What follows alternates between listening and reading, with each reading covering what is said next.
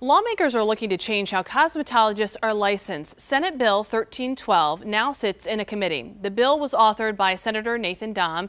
He told KOCO it's a starter bill, still needs a lot of work. Dahm says there are excessive regulations and unnecessary fines. The bill would change the hours of needed training, fees, and licenses for cosmetologists.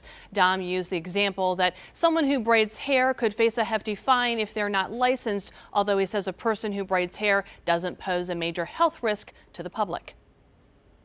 We're working on trying to get some good balance in protecting the public health, but also ensuring that we don't have excessive regulation. There are cosmetologists that are very much in favor of this, that are supportive of this, that feel that this is an extra burden for them to have to go through this licensing process, that they have to pay these fees, that they have to do these different things. But obviously there are a lot of people that are opposed to it as well.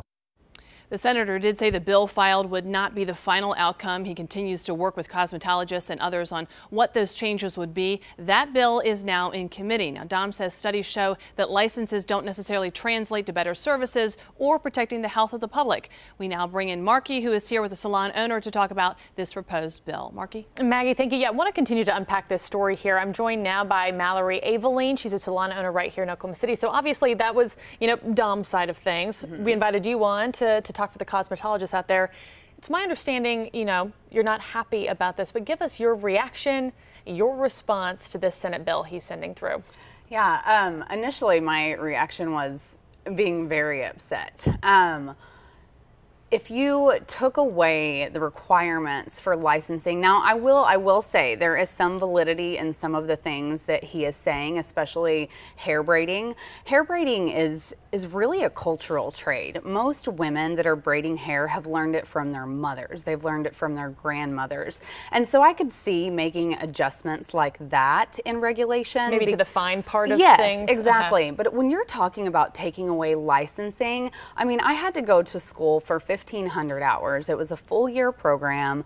It was very strict guidelines. I mean, we have to learn in depth on skin diseases, sanitation. If you took requirements like that away, you could be passing on a disease to someone that they can't get rid of. I mean, you could get something that could amputate a finger or a toe or something if you're talking about nail technicians. Yeah, could be life-changing for Absolutely. somebody. But do you think 1,500 hours is too much, or do you feel like in that year of of training that you did, that was what you needed? That is a basic requirement. Personally, and really anyone that I surround myself with, we continually seek education. I pour about $5,000, if not more, a year, and I'd say 20 plus hours into further education just for myself. And so the 1,500 hours is just minimal to obtain your license in the first place. So not only do I think that the threat of taking that away is dangerous, but I personally think that the requirements should be elevated in order to continue to educate yourself and continue to keep the standards high. Okay.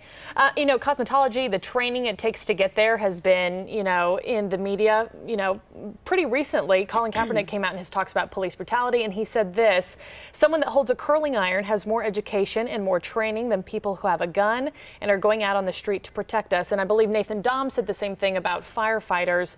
All these people who are out there with our lives on the line, to protect us. It doesn't take them near as much training as it does to become a cosmetologist. Does that seem right to you?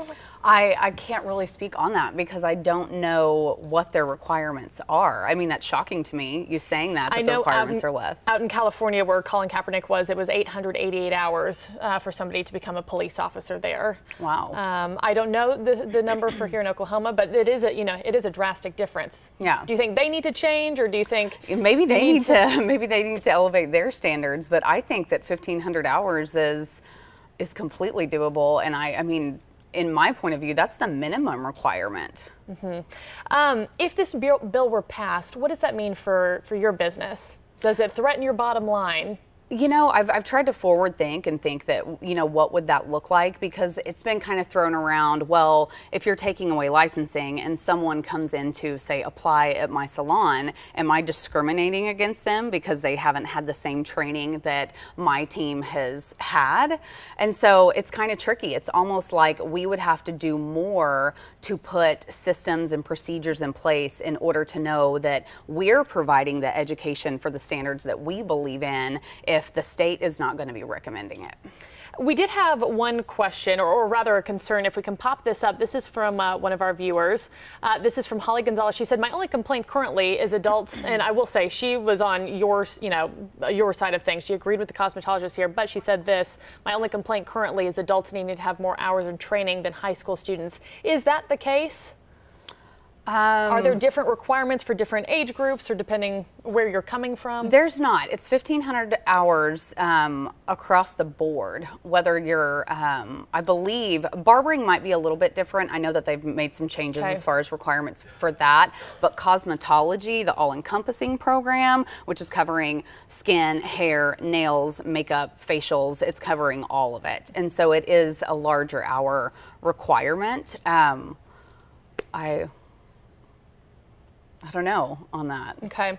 And I think, you know, a lot of women, men too, enjoy seeing that license, you know, in each station, knowing that, okay, the person that is taking care of me today knows what they're talking about. What's your message today to Senator Dom or to any other senators, representatives who might agree with this bill? What do you want them to hear today? I would say comb over it with a fine-tooth comb and really, really listen. There are some things, like I said, the hair braiding, I could see taking that requirement away, because why should someone be fined a hefty fine for hair braiding? There's not a lot of sanitation that goes into that. But when you're talking about some of the chemicals that we use that can give third-degree burns, that can literally melt someone's skin off if left on too long or mixed the wrong way or not stored properly, you're talking about dangers to someone's life.